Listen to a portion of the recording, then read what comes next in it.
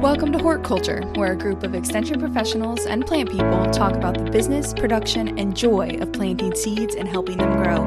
Join us as we explore the culture of horticulture. Welcome, listeners, to this last and final of what we've been calling, the host and I, what we've been calling kind of our special holiday series episodes. And these are episodes where we either do episodes by ourselves with a guest, or maybe a couple of us. You've heard from Jessica and Alexis, and I think Brett did his own solo episode. So if you've been listening to those episodes in December, you'll know that these are the special holiday episodes. They tend to be a little shorter in nature, and we do kind of different things to make it through the holiday season and still stay on schedule and track and get all that behind us. Well, now we are in January.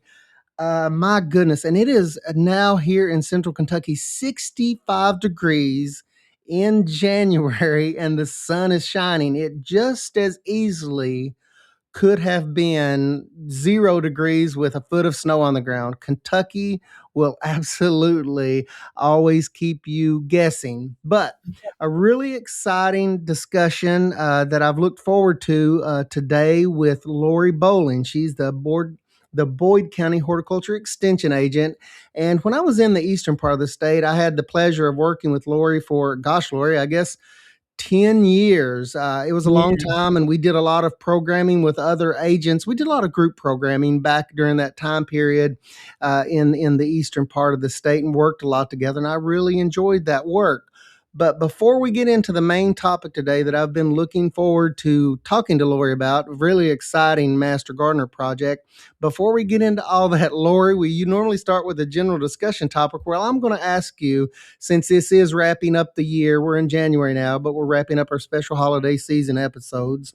If you can think back personally or through work, even since we're horticulture extension agents, what has been your biggest plant success or failure in 2025? You can tell on yourself this is a place to do it. This is the time. So thinking back, it must be good. Yeah, as far as plants. Yes, plants or program related. I'm thinking about plants, I guess, because I'm always doing goofy things with plants myself. Well, program related, I don't know that I've had any big flops. That's good. That's a good thing. No professional flops. Yeah. However, if you saw my windowsill in my office, all I got to say is do as I say, not as I do. So I'm assuming that you have some dead plants in your window. I do. Because I think as a horticulture extension agent, people will let you know about that, right? I know. And it's people beautiful. That come into your office are going to see that and say, I thought you were the horticulture agent. Well, I am the horticulture agent, but here's the thing.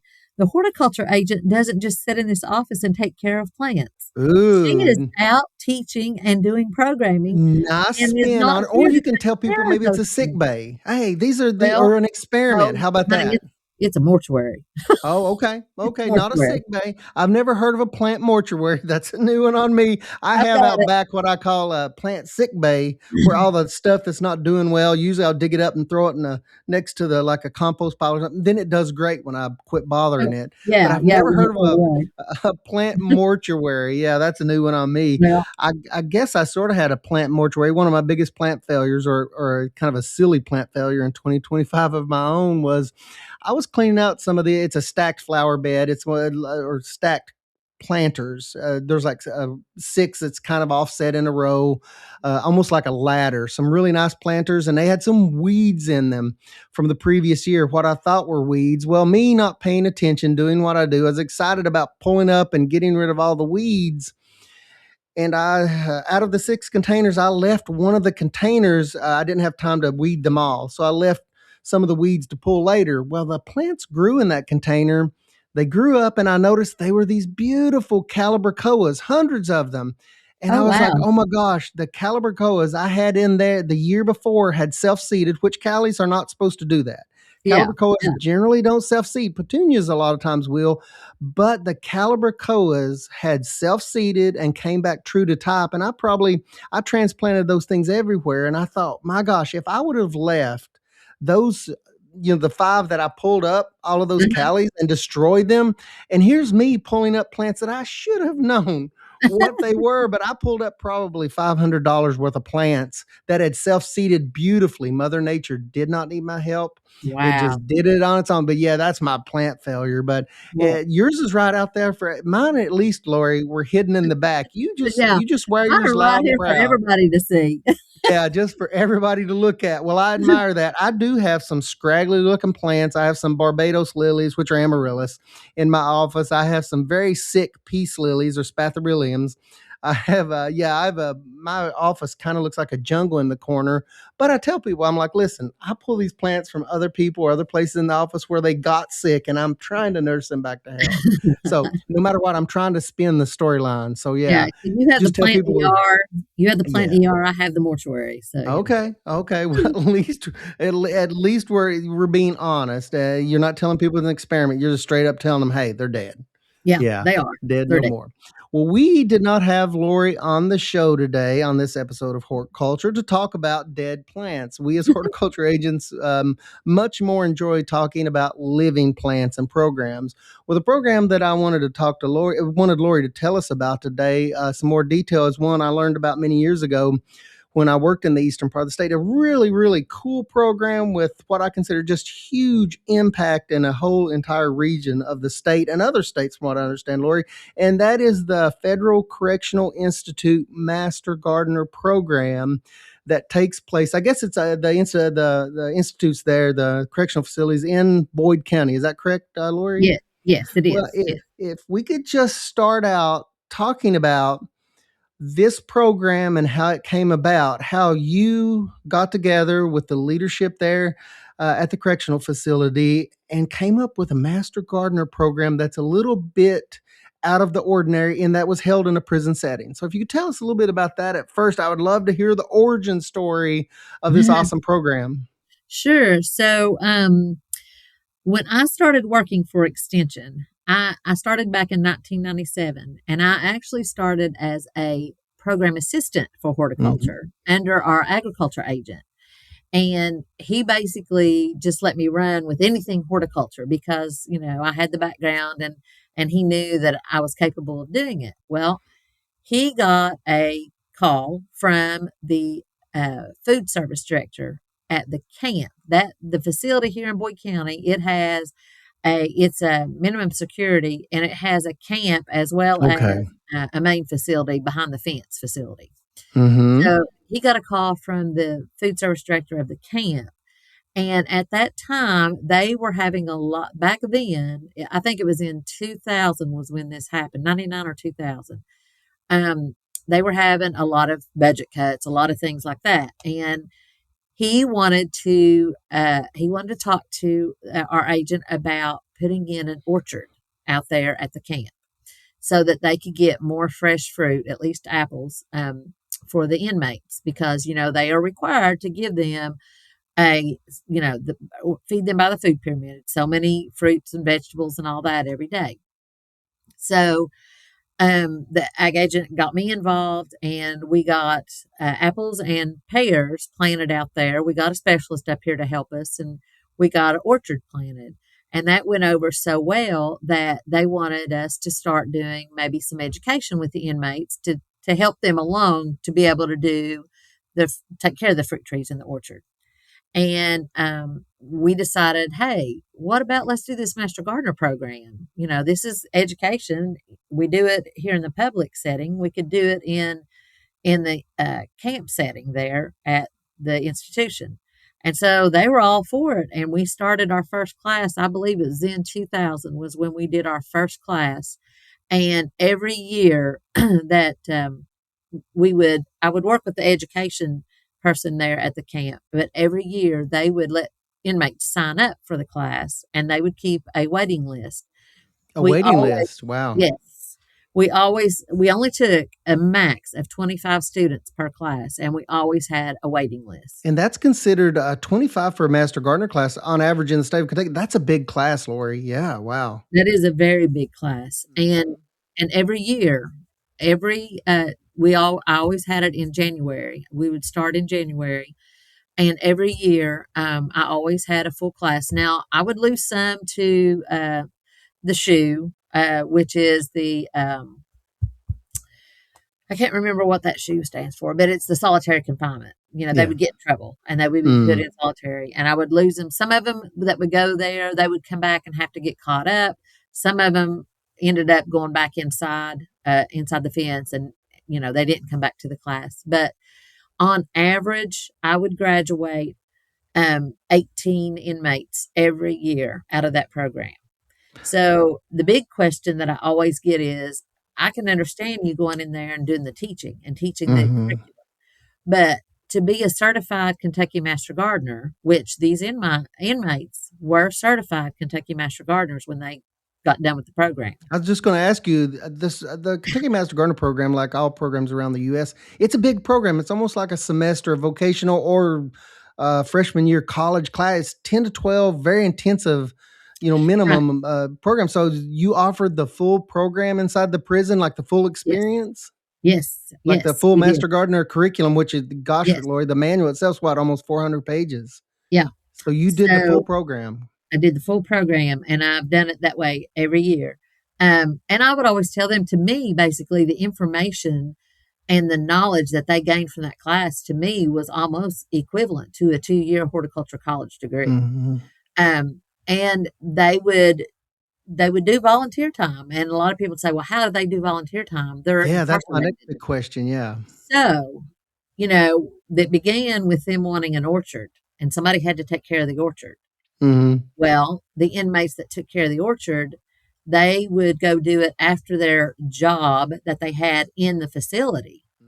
So they would volunteer. Well, they would volunteer. So, man, that must have been like a perk or something to get to go outside. And I'm assuming when you say like a camp area, it's a few acres or whatever, this garden. So they get to go outside. So it must have been, if they're volunteering, it must have been like a perk. Well, it was kind of a perk because they had their jobs, and a lot of them, you had some that worked the landscape crew that were going outside and mowing and stuff. Oh, okay. Yeah. But not everybody got to do that. They had to request to be on those jobs, or even if they were going to volunteer, they had to be in the class to begin with. And then they had to get approval from the guard that was overseeing the garden or the orchard. So what happened was the orchard did so well that then they had the idea, because they had some land just sitting there that they owned that could be used for a vegetable garden. And so it just snowballed from that point. We started a vegetable garden, and the inmates would go over and they would till the land. They would plant. We would teach them how to plant. A lot of the students that went through this program were inner city people that had no idea how to grow anything. Well, some of them knew how to grow a few things. Yeah. but And mostly, what were the responses to this? I mean, them learning all of these, well, based on what you just said, learning these completely new skills and doing new hands-on things. What was the response to that? it was a really good response, actually. You always have a few that you get in the class that are just there to get out of doing something else. But the education department out there was really good about weeding out the inmates that they knew would not fit in this class. Yeah, I was just going to ask, was there a selection process or prerequisites for them to be in the Master Gardener program? Yes. Okay. So the education department would take care of all of that for me. And one big prerequisite was that they had to have their high school diploma or their GED. Okay. So they had to have that before they could ever be in this class, because it was pretty much a college level course. Yeah, the information is pretty heavy. Yeah. Right. So the education department also would look at the inmate as a whole, as far as their inmate record and, their attitude and things like that. And they would look at that to screen those possible students for me.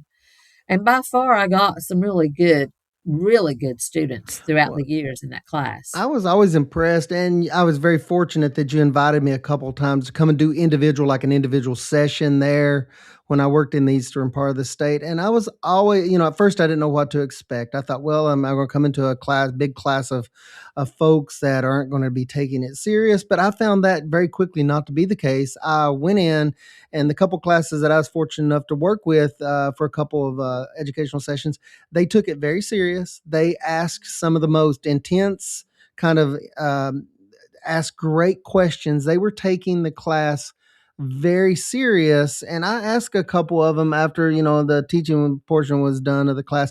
I said, yeah, you guys seem like you're really into this. And they said, well, yeah, it's really important to us because they felt like that if they did well at this, that it would help them after they got out of the correctional facility to find jobs. So they were taking the program, Yes. Lori, really serious. And I quickly saw that with the participants, and it was really cool. Yes. And that was, every class, when I would go in, the first class meeting, when I would go in and introduce myself and just give them a little bit of background about the class and what to expect and what I was going to do and what they were expected to do and what they would earn. That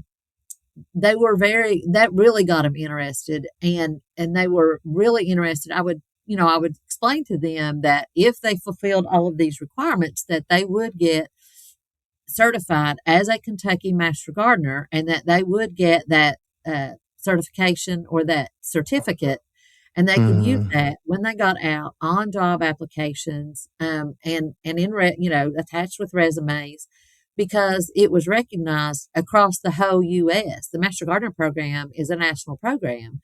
And of course, the University of Kentucky is, pretty highly regarded as at least as a ag school. They are regarded for more things than basketball.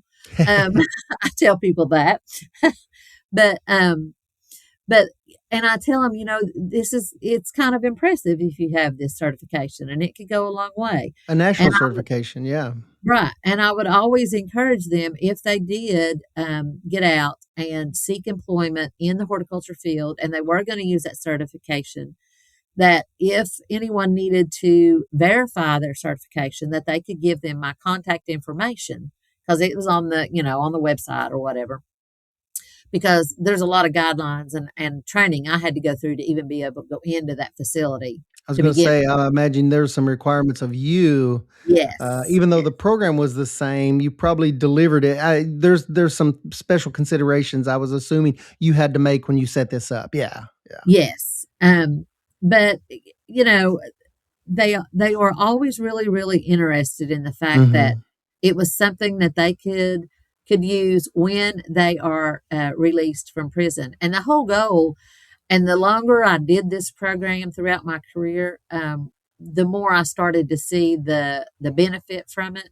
I mean, you expect benefits, and you hope you get, make successes, but the more you see it actually happening, it's humbling to me to see, have an inmate to contact me and let me know. I just wanted to let you know that while I didn't go into a horticulture field job, I was able to use that certification on a home loan, because they asked for any certificates or anything that I had in personal stuff, and that helped me get my home loan.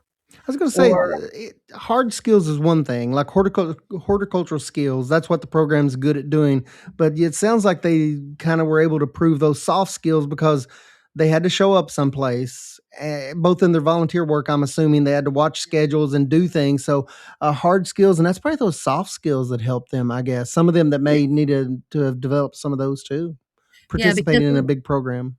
When they're incarcerated, they have a set schedule, that they have to go by, that the facility makes them go by.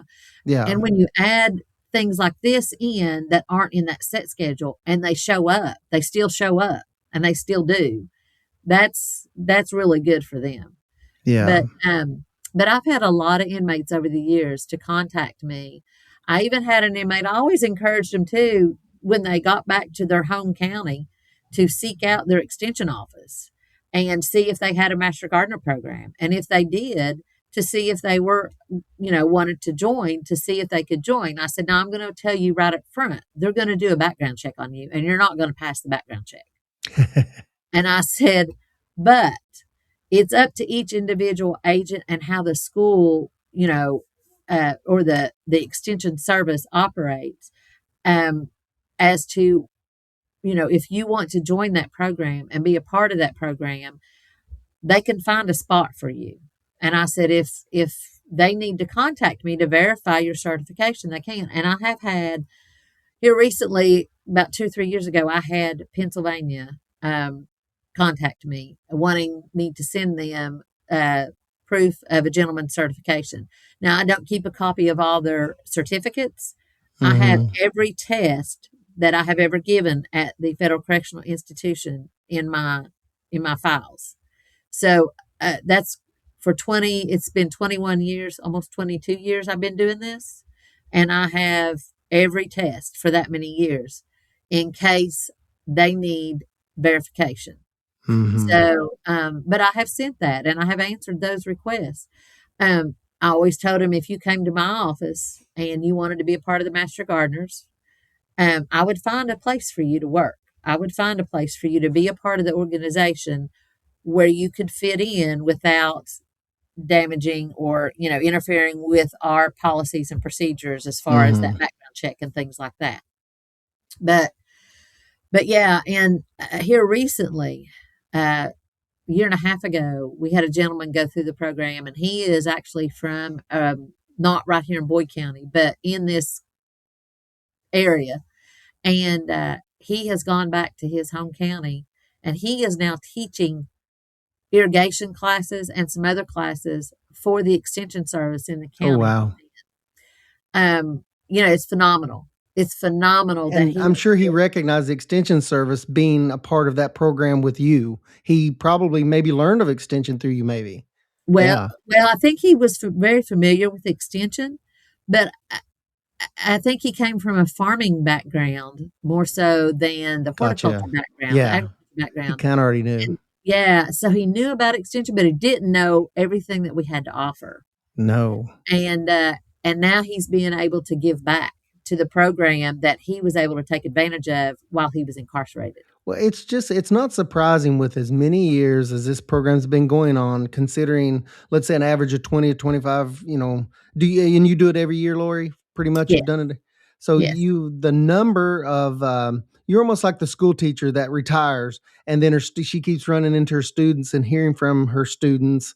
You're kind of like that teacher, have been doing this for so many years, and when folks graduate through the program and get out of the institution and they go different places, different states, and you're hearing back from all of them, it's not surprising to me that you would hear all these positive testimonies, because once again, I acknowledge, and having been involved in Master Gardeners a long time, it's a big program, it's a premium program, gives you lots of knowledge, um, and lots of skills. And I think a lot of the skills are kind of honed and developed through which we've not even talked about, the volunteer portion and what they've done. We've not even started getting into all of that. And you alluded to the fact that there was a garden that started with fruit trees, but did that expand beyond that in all of these years? I mean, how did that progress? Because a big part of the Master Gardener program is what? It's actually a volunteer training program right, it to is. go and give back a certain amount of hours, right?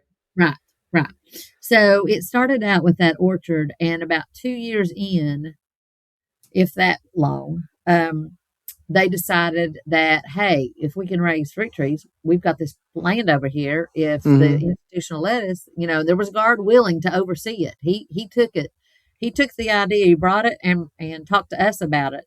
And then he took it to the institution to get approval to do it.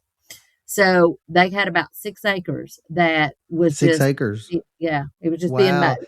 In horticulture terms, 6 acres, knowing the intensity of what you're talking about, that's a lot of space. That's awesome. Yes. And so they agreed to put a vegetable garden in there. So now you have the fresh fruits, and now you've got fresh vegetables that are going into the facility. Into the facility. Gotcha. Yes, into the facility. However, I think it was in 2005 that changed. The facility went to what they said was a nationalized menu, and that every inmate in this facility over here in Nevada would have the same lunch on the third Tuesday in the month of January as the inmate over here in Ashland. Oh, Um, Basically, that's how it was kind of presented to me. But anyway, they no longer wanted to take the produce inside. So in order to keep a uh, place for these inmates to do their volunteer time, uh, I was approached and asked, if we keep the garden going, do you have some place that could use all of this produce? And I said, I think I do. And I made a few phone calls. We have here in Boyd County, we have a entity called River Cities Harvest, and River Cities Mm-hmm. Harvest is a program that distributes food to those less fortunate in our tri-state area. We're right here on the border of Ohio and West Virginia, so they distribute food to all three states, to different, other organizations like the food pantries, the soup kitchens. A lot of churches have food pantries. So I contacted them and I asked them if they would be interested in supporting this program by buying the seed and the things that would be needed for the garden. And in return, they would get all these pounds of produce. And so they took it to their board. The person I talked to took it to the board, and they were like, well, how much money are we talking about? And I said, well, last year we spent $2,500 on supplies for the garden, but the poundage out of the garden was 75,000. And they just looked Goodness at me and they were gracious. like, really? And I said, yes. Wow. So we kind of pulled it all together. We came up with a plan. And since 2005, everything in that garden has gone to River Cities Harvest. And River Cities Harvest, within 24 hours of the product being, or the produce being picked, River Cities Harvest already has it distributed. So you're getting it as fresh as you can. The people that they serve are getting it as fresh as they can, a lot fresher than the grocery store. And I think they told me the last time, I want to say when I asked, it was 28 agencies or 32 that they distribute to. So, That's pretty incredible, Lori. Yeah. yeah, and I don't know how many people each agency actually serves, but it's been a really, really good program because it's twofold. You've got the inmates on one side that are getting the education and the knowledge, and they're also getting to work in the garden. And a lot of inmates will tell you that they would rather stay busy and keep their hands busy until they have to go to bed at night to keep out of Mm-hmm. trouble. And then you've got on the other side, you've got the community over here, that the people in our community that are less fortunate, that really just need just need a little bit of help, and instead of getting a lot of canned or frozen, fruits and vegetables or things that have a lot of preservatives in them, they have access to a very good selection of extremely fresh produce that they can serve their families to try to have a healthier diet over here on this side. So, and a lot of people, you realize that people that are, maybe are on food assistance, a lot of times, and especially in our society today, we buy those quick meals, anything quick to fix that kids can fix Oh, themselves. I know. I'm guilty. Well, I'm guilty of it too. But when we have an option, and I go to the grocery store, and I know a lot of people have done this. You say, okay, I'm going to go on a diet. I'm going to eat fresh fruits and vegetables, and I'm going to eat healthy. And then you go to the grocery store and you price how much that stuff is, and you I can't afford was it.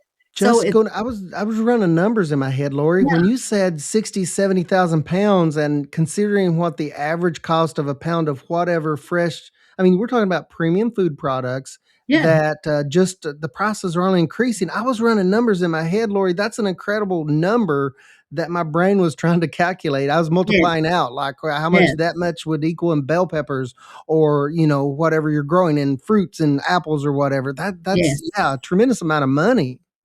Yeah, it's just, so these people that are on food assistance, they have to decide, do I want to buy these fresh fruits and vegetables, or do I buy milk, or do I buy cheese? What am I going to buy? So this kind of helps take some of that pressure off of them if they can get this type of product from their food bank or whatever, and then they can use their food assistance dollars to buy the proteins, things, Mhm. other things that they need.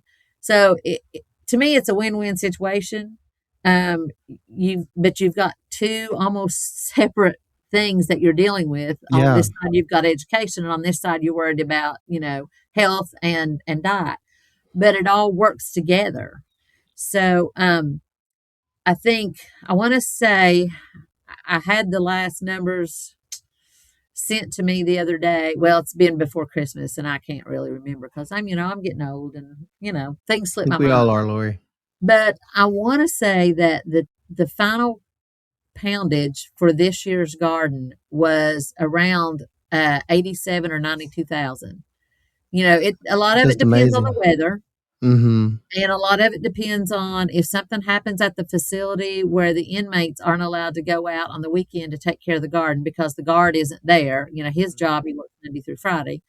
There's a lot of different variables, but even with all of the problems and the years that we've had droughts or had really rainy season and things just got killed with a lot of disease, um, I think the least amount of produce that we've ever pulled out of that garden has been 65,000.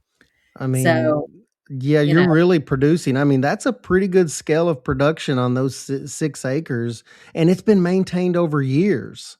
That high yes, level of production. I'd like yes, to say, just simply that the stars aligned, and it's an amazing project. But I know a lot of planning and hard work went into this, and I've heard you say that you were using the produce one way inside of the facility. Well, when that agreement or that plan fell through, then you kind of dug down and you found another place for all that produce to go through river cities. But it really did. It sounds like the stars did align with a lot of hard work, and you've got that incredible production. You first of all had the educational program, you took care of that, and then you provided a way for the inmates to get the volunteer hours within the facility. That's amazing in itself. But even more so than all of that, you also were able to take advantage and put all of those food products into the community through, and you just happen to have, it's amazing to me, Lori, hearing this, that you just happen to have this local organization that distributed these fresh products over 3 different states, which is crazy because it's a very specialized thing when you work with a food pantry or similar organizations to even have the capacity to work with fresh fruits and vegetables. It's yes, amazing that how everything just came together, and I know you guys worked really hard at it. yes, it is. Like I said, for them to get it distributed within 24 hours of it being harvested is Yeah. phenomenal. And they have a lot of great volunteers at River City's Harvest.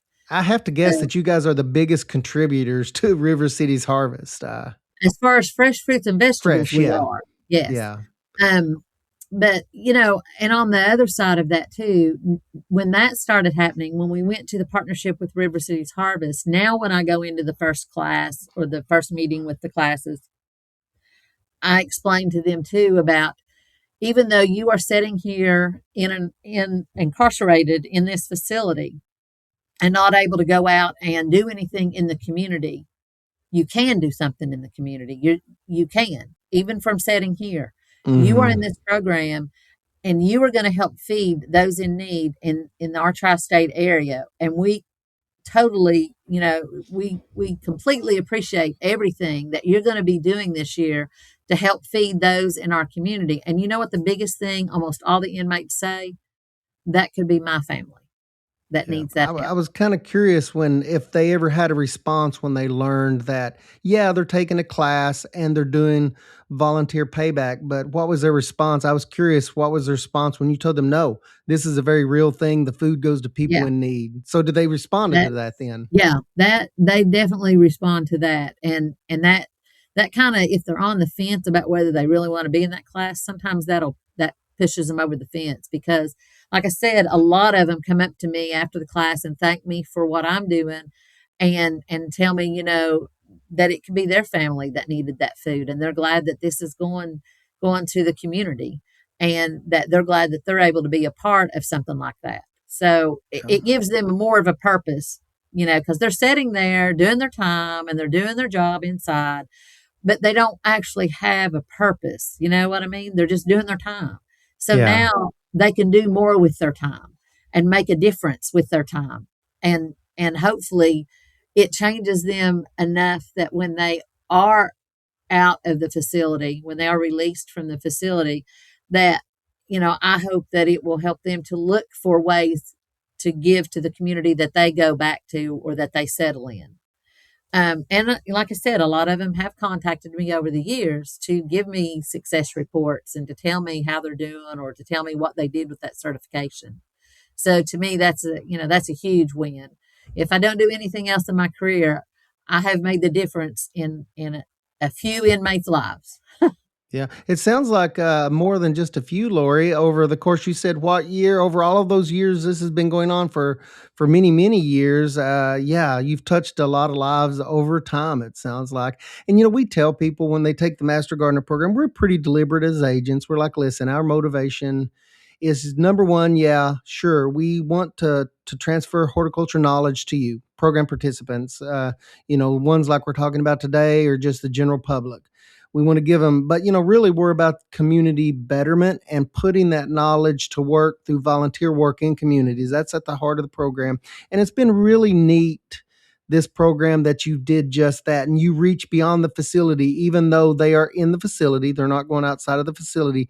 They are reaching with their efforts in this program beyond the facility. So it's just really cool kind of hearing all the different parts, with the support that you have through, yes, the College of Food, Ag, and Environment at UK, but the cooperation that you have with the food bank, and the cooperation that you have with the Correctional Institute management there. It's just all came together.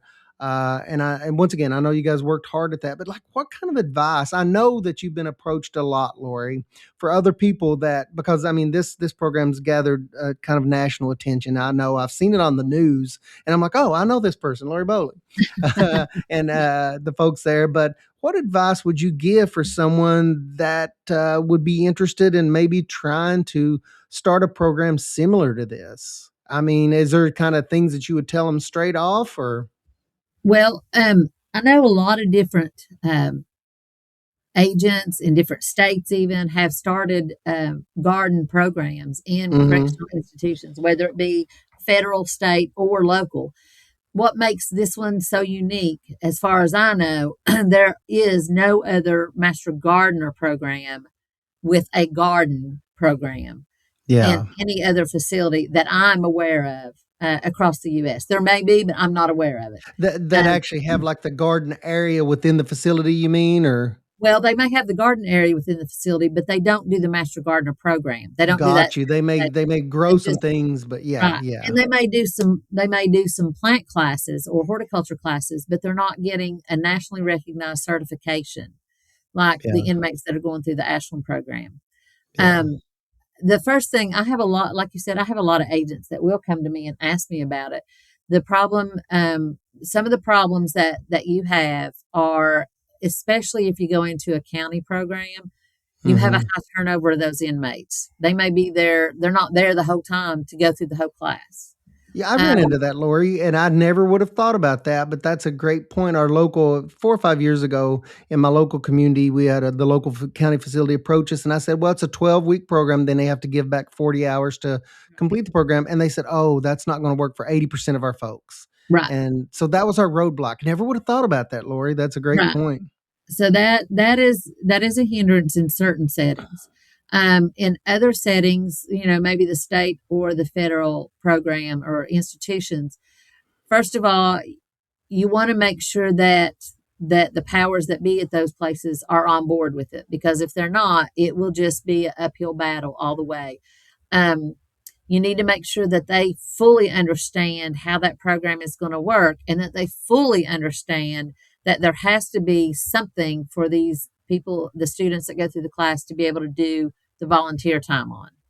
If they can't go outside the fence and you're not willing to put a garden or anything like that inside the fence, then the program's not going to work. Um, the biggest thing, though, is again getting the backing of the leadership in that facility. That's huge. Um, Over the years at this federal facility that I've been at, we have gone through some years where I thought the program was going to be terminated. Oh, wow. It was really scary to think that they're going to, they were even considering that this program could be terminated. However, um, they never did, because it makes them look good to our community. And, these institutions, when they're set in, you know, ours is right there in a community where there's a elementary school and a middle school right beside them, right beside this Hmm. federal institution. Yeah. And we've never had any issues with the inmates or anything with that facility being so close to the schools. But you know, you always worry about if they're going to terminate the program. And they they saw that they wanted to be good community partners. They wanted to fit into their community, and they saw that this program that we did, this garden, was huge for Yeah, that. what a great story to tell that you're giving 60, 75,000 pounds of produce Yeah. that goes into local communities.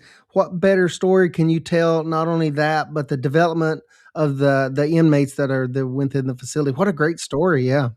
And the main thing is the what's called the recidivism. You don't want inmates coming back in the facility. So anything, any kind of training, any kind of education, you could give an inmate or get them to take, that when they are released, that they can make good use of it and try to lead a better life, so that they don't end up back inside that facility within a year or two. So Hmm. that's the big goal too, is trying to keep down on repeat offenders and Yeah. having them come back to the facility. So I and that's hard to gather. I've asked the facility several times if they have any information, any data, any numbers on that, and that's something that's kind of hard to gather, I guess. Yeah. I don't usually get too much information on that. But and another thing is, not only the the people that run the facility being on board with you. But, I rely really heavily on that education department at that facility to screen the inmates, to choose my students for that class. So if the facility that you're looking at does have an education department, you need to really get in talks with them and have Hmm. them help you in that manner. And then there's another component too. I don't just go in there just because I want to go in there. I have to go through volunteer training for the federal prison. And it's a 4-hour training every year that I have to go to. They run a national background check on me the first time you go. And then every so many years, you have to they take your fingerprints and take your picture and all of that. So, there's a lot that is required of me to even be able to go into that facility to do any program like this. So just I know that it's not easy, and there's special hurdles you've overcome throughout the years, and I've heard them today, and I know there's even a lot more that you probably not even discussed. And I remember the first time I went through there and forgot I had a pen in my pocket. I was like, "Oh, this is kind of different." Just as a guest speaker, I was like, "This is kind of different." Lori has to deal with this all the time and then some. So, but I know you've overcome all of those, and you put together what's come to be a very polished program over the years. So hopefully that'll, Lori, I hope it'll continue on. I know it's a great, strong program. It's a state model as well as a national type model program, and with only upsides. You've mentioned kind of all the wonderful things. Once again, I see all the hard work in the program as I read about it in news articles and stuff. I've read about, the program over time. A wonderful example. It may not work with everybody. I found that there is certain things I learned locally that, some of the things we just kind of talked our way through at, local county programs. It may or may not be a fit, but you've certainly done a good job with the program, Lori. thank you very much. Wonderful. What a great discussion. It's one that, once again, Lori, I've looked forward to and really enjoyed working with you all of those years in the eastern part of the state. And I know that, guess what? With Lori Bowling, who is the Boyd County Horticulture Extension Agent, once again, this is not the only thing she does. In addition to this, I bet you have Master Gardener programs, just standard community programs, and you have other community programs and all these other things that you do in extension besides this. So it Yes, sounds like this one program is enough to keep anyone busy, but it's probably not even 10%, 20% of your total schedule. probably. Yeah. I know you stay busy, Lori, and I know your local communities certainly does appreciate all of the things that you've done over all the years. But Lori, appreciate you coming on the show today. What a great discussion. Um, just really do appreciate it. And for those listening, Please join us again next round, our next episode. Hopefully, all of the other co-hosts, Brett, Jessica, and Alexis, will be back with us to join in as we kind of go back to a regular schedule. But Lori, once again, thank you so very much for the discussion today. I've really enjoyed it. Thank you. Thanks for having me.